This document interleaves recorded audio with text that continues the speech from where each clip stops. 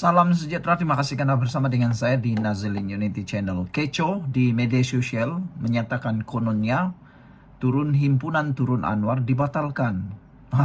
Kecoh lah. Apakah benar-benar dibatalkan? Baru sebentar tadi ada satu berita menyatakan 9 buah bas telah pun dibatalkan tempahannya. Pengusaha bas kecewa kerana 9 bas tersebut yang telah ditempah untuk kononnya pergi himpunan Anwar akhirnya dibatalkan tempahan. Jadi pengusaha bas jangan lagi terpengaruh, jangan lagi terpedaya dengan himpunan-himpunan yang bodoh seperti itu. Silap-silap hari bulan Anda tidak akan dapat bayaran seperti mana yang dihadapi oleh pencetak Haraka sebelum ini. Sampai sekarang belum dibayar lagi. Entahlah berapa juta atau berapa ratus ribu yang belum dibayar hutang daripada mereka. Jadi kalau Anda tidak dibayar, maka janganlah Anda pula menyesal. Baiklah, hari ini seorang doktor, yaitu Dr. Ahmad Fadli Muhammad, menulis satu hantaran membongkar segala-galanya. Kata beliau, saya tak kisah sangat tentang demo Turun Anwar yang pembangkang nak buat 26 Julai ini. Bak kata Syed Wazir, demo ni makanan pembangkang. Tak buat nanti jadi tantrum pula. Jadi biarkan jelah diorang buat. Maklumlah baru dapat merasai nilai kebebasan. Tapi yang saya kisah ialah, adakah pembangkang boleh bagi jaminan mereka boleh jadi lebih kuat atau lebih baik dari kerajaan sekarang jika mereka kembali berkuasa? Sila tinggalkan komen Anda, para netizen, peminat politik dalam channel ini, dengan tanda komen, kami tak percaya. Baiklah, saya nak perkenalkan dulu kepada Anda semua, ini terapi imun Transfer Factor for Life, meningkatkan daya imun badan kita sehingga 400%. Secara umum dan ringkasnya, kita kena penyakit karena daya imun badan kita yang lemah. Kita kena penyakit karena daya imun badan kita yang bodoh. Kita kena penyakit karena imun badan kita yang tidak lagi bertindak sepatutnya. Kita tidak juga sembuh-sembuh daripada penyakit paling kecil sampai penyakit paling besar seperti kanser. Kita tak sembuh karena imun badan kita yang makin hari makin bodoh dan lemah. Oleh sebab itulah, apabila imun badan kita menjadi kuat dan bijaksana semula, maka kita akan jadi kuat dan sembuh. Terapi imun ini mendidik imun badan kita untuk menjadi bijaksana. Bayangkan dalam badan kita itu ada sekumpulan doktor atau ada sekumpulan askar yang sentiasa menjaga badan kita dari sebarang serangan penyakit. Apabila terapi imun ini mendidik askar-askar, doktor-doktor yang ada dalam tubuh badan kita itu untuk bertahan dan merawat tubuh badan kita. Apabila ia jadi kuat, secara tidak langsung kita sembuh daripada penyakit.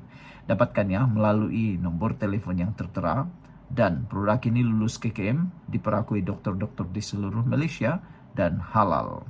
Saudara, adakah pembangkang boleh memberi jaminan jika mereka menjadi kerajaan semula, mereka dapat lebih baik daripada kerajaan yang ada sekarang? Yang galak sangat nak turun Anwar ini, tanya dulu pada diri sendiri. Beranikah pembangkang buat janji terbuka kepada kamu bahawa ekonomi negara akan jadi lebih baik daripada sekarang jika mereka mendapatkan kerajaan atau menaikkan Perdana Menteri yang mereka sukai? Kedua, adakah mereka juga berani membuat janji terbuka bahawa mereka mampu membuat pelaburan, menarik pelaburan melebihi 378.5 bilion ringgit seperti yang dicapai kerajaan sekarang, rekod tertinggi dalam sejarah negara? Ketiga, adakah mereka juga berani untuk berjanji secara terbuka bahawa mereka akan mampu mencapai inflasi lebih rendah daripada 1.1% antara yang paling rendah di ASEAN? Atau yang keempat, beranikah mereka berjanji untuk dapat pengangguran akan lebih rendah daripada 3.0% terendah dalam 10 tahun? Yang kelima, adakah mereka juga berani berjanji secara terbuka bahawa mereka akan mampu mendapatkan ringgit lebih stabil dan terus mengukuh seperti sekarang? Saya tidak yakin dengan kemampuan pembangkang untuk menandingi pencapaian ini. Bagaimana pula dengan Anda?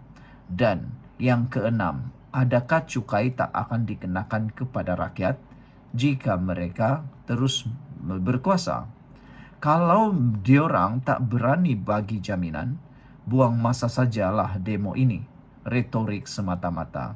Dengar sajalah nasihat Esek Wazir. Kerajaan Madani mesti dikekalkan untuk kekalkan kestabilan negara dan ekonomi. Pembangkang bising konon harga naik, harga barang naik. Zaman Perdana Menteri mana harga barang pernah turun? Waktu PN jadi kerajaan 33 bulan dulu, Razman siap cakap lagi. Selagi kita hidup, isu harga barang naik tidak akan selesai. Hadi Awang pun kata harga barang naik kerana inflasi dunia, bukan salah kerajaan. Waktu tu, korang tak kecampun diorang ini, angguk kepala saja. Tapi hari ini di bawah kerajaan Madani, kerajaan mengawal dan memantau kenaikan harga barang dari melonjak naik. Inflasi kita kekal rendah dan stabil pada 1,1%. Ini fakta bukan auta.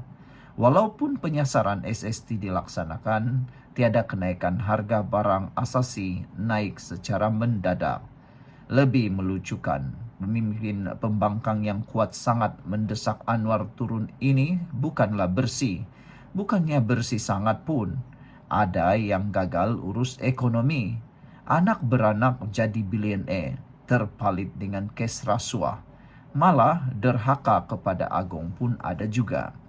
Bahkan di kalangan pemimpin mereka sekarang, ada yang dulu dikecam hebat sebab dikeluarkan kenyataan resis dan mengiktiraf ICERD. Tapi pemimpin itulah juga yang diorang kutip balik. Senang cakap, kebanyakannya sudah masuk kategori barang reject dalam politik. Tapi tiba-tiba muncul dan hidup balik. Kononnya nak jadi hero rakyat. Hakikatnya semasa mereka berkuasa dulu, rakyat tak nampak pun pencapaian besar mereka. Demo Sabtu ini hanyalah usaha terdesak mereka untuk selamatkan karier politik masing-masing saja. Sebaliknya, sekalipun dunia berdepan dengan keadaan geopolitik yang stabil dan ekonomi yang tidak menentu, kerajaan Madani kekal cemerlang dan bertahan.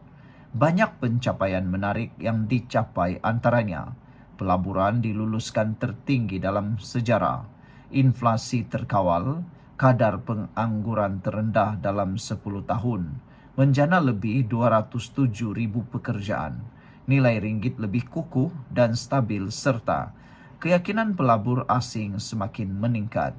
Gubernur Bank Negara Malaysia sendiri mengakui asas ekonomi Malaysia kukuh hasil kestabilan politik di bawah Perdana Menteri ke-10. Lebih penting, PMX kini dihormati di peringkat global. Ramai pemimpin dunia hadir sendiri untuk berjumpa beliau dan menjemput beliau berkongsi pandangan dalam forum-forum penting antarabangsa.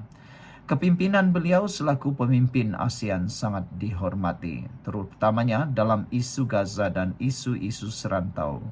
Persoalannya, siapa dalam kalangan pimpinan pembangkang yang boleh menandingi tahap kepimpinan Perdana Menteri ke-10 Anwar Ibrahim?